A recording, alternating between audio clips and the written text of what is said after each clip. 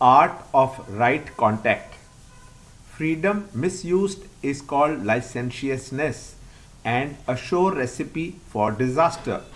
Our freedom must be subservient to the laws of nature and should be carefully exercised. While living our freedom, keeping in mind the rights of others is essential.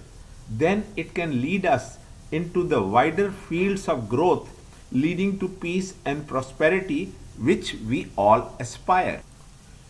Every constitution has laws and orders to protect our freedom, along with rules and regulations which restrain us from doing the things we want to do and in the manner we want to do.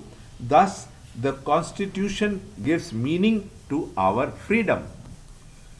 For us to enjoy a more harmonious existence, the religious textbooks list out certain laws of living.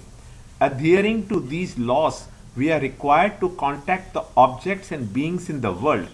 We can lead a calm, dynamic life of healthy existence if we have learned the art of right contact with the world. We must not only correctly understand and respect this art but also live it. This fact can be appreciated if we take the example of electricity from our daily life. We can freely choose the use of electricity in our house however we want and wherever we want.